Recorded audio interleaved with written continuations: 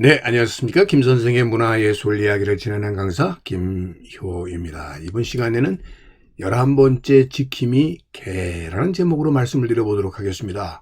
김두량의 그림으로 전해지고 있는 이 모견도에서 느끼는 것처럼 이 어미개와 자식 간의 이 사랑은 정말 사람들 간의 모자 간의 사랑 못지않은 이런 훈훈함이 이렇게 전해지고 있는 그림처럼 바로 이 개라고 하는 것이 우리 인간과 뗄 수 없는 이런 관계에 있어서 흔히 이 12지신 중에 하나로 꼽을 수 있는 것이 바로 이 개가 되겠습니다. 자축, 인묘, 진사, 음유, 신유, 수레 할 때에 바로 이 수레에 해당되는 것이 이 개가 되겠는데요. 서북서 방향에 를 지키기도 하고요. 오후 7시부터 9시를 상징하고 있는 술시를 상징하고 있는 것이 바로 이 개에 해당이 된다라고 보시면 되겠습니다.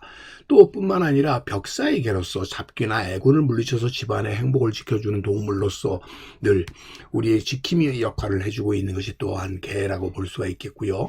그런 의미에서 사람과 가장 친밀한 동물로 꼽고 있는 인류와 가장 오래된 친구가 바로 이 개라고 볼 수가 있겠습니다. 그래서 여러분들 자축인묘 진유에 이 술에 해당된다는 말씀을 드렸고요. 그러다 보니까 김주신묘의 호석에 둘러싸여 있는 이 12진상 중에 하나인 개의 모습이라고 하는 것이 대단히 친근하게 이렇게 우리에게 다가오는 모습으로 볼 수가 있겠습니다.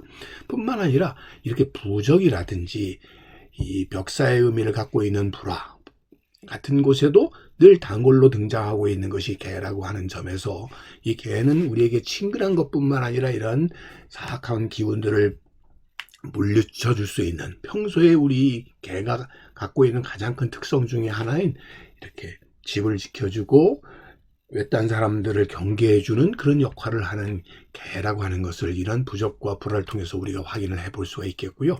이 신라 시대의 토기 등에서도 자주 다루어지고 있는 것이 바로 이 개가 되겠습니다. 바로 이런 개라고 하는 것이 그러다 보니까 우리 시대를 넘어서서 가장 친근하게 우리에게 다가왔을 뿐만 아니라 또 우리를 지켜주는 중요한 동물로서 자리 잡은 것이 개라고 하는 것을 알 수가 있겠습니다. 그래서 각종 그림에서도 이렇게 친근하고 정말 안아주고 싶을 정도로 우리에게는 사랑 넘치는 눈길로 바라보게 해주는 것이 개라고 볼 수가 있겠습니다. 이 사도세자의 그림으로 알려져 있는 이 견도에서도 우리가 확인할 수 있는 것처럼 이 사도세자 자신이 대단히 사랑했던 애견이었다는 것으로 추정되고 있는 것처럼 궁궐에서도 개가 그려졌음을 이 승정원 일기 중에서 확인해 볼 수가 있습니다. 그만큼 궁궐에서나 일반 백성들에게나 늘 이렇게 친근하게 다가왔던 것이 개라고 볼 수가 있겠고요.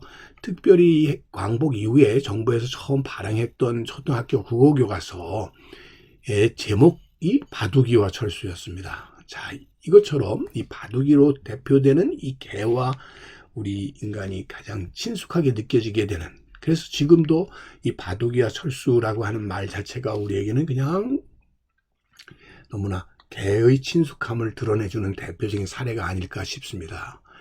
기산 김중군의 풍속도첩에서 보고 있는 이 매사냥하는 모습을 보게 되면 이 매사냥에는 수활치라고 불리우는 매를 조종하는 이러한 인물로부터 출발을 해서 공을 터는 터리꾼이라든지 백군 등의 역할 분담이 있게 되는데 이 중에서 꼭 함께 해야 되는 것이 바로 이 냄새 잘 맡는 사냥개가 되겠죠. 그래서 이 사냥개가 없이는 매사냥 자체가 어려워지는, 그래서 이렇게 사냥의 필수 동반자의 역할을 하는 것이 개일 수밖에 없다라는 것을 여러분들이 이 매사냥도 그림에서도 우리가 확인을 해볼 수가 있겠는데요. 자, 이렇게 꼭 필요한 사냥 참여자가 개이기도 하지만 여러분들이 토사구팽이라고 하는 고사성어에서 보시는 것처럼 토끼를 잡고 나니까 이제는 개를 삶는다 이런 말이 되겠는데요. 그래서 또 등장하게 되는 것이 바로 이 게장국이 아닌가 싶습니다.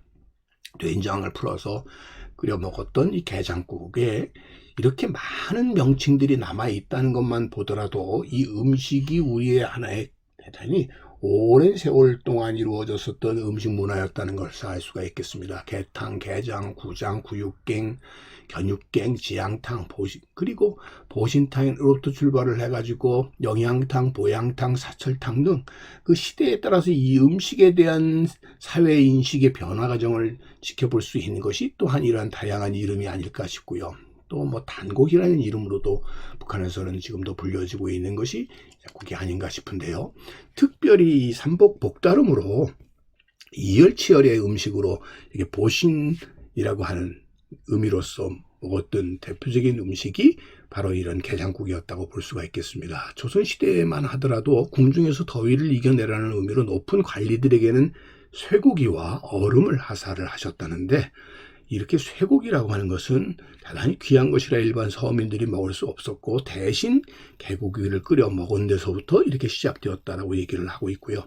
특별히 이 삼복으로 대표되는 가장 더운 시기의 기운을 보강하기 위한 보양식으로 먹었었던 음식이 게장국과 더불어 삼계탕이라든지 팥죽, 이 그 대표적인 예였다라고 하는 것을 알 수가 있겠고요. 동국 세시기 등을 통해서도 게장국을 먹으면서 땀을 내면 더위를 물리쳐 화암을 보할 수 있다, 뭐 이런 이야기들을 통해서 우리가 이 음식 자체가 하나의 전통적인 우리의 관습으로 이어져 왔었던 것을 알 수가 있겠습니다. 자, 이렇게 이 음식 자체가 이제는 시대의 변화에 따라서 당연히 보신을 하는 그 대상도 바뀔 수밖에 없다라고 하는 점은 우리가 잊지 말아야 되겠고요. 그뿐만 아니라 개에 대한 우리의 인식도 이제는 반려동물로 함께하는 하나의 식구로 이렇게 여기고 있다 보니까 어떤 의미에서 이런 전통도 이제는 변화될 때에 이르지 않았나 싶습니다. 오늘 이 시간에는 11번째 우리를 지켜주는 하나의 중요한 수호의 벽사의 기능을 갖고 있었던 개와 관련된 이야기들을 오늘도 꽃밭을 가꾸는 김 선생이 전해드렸습니다.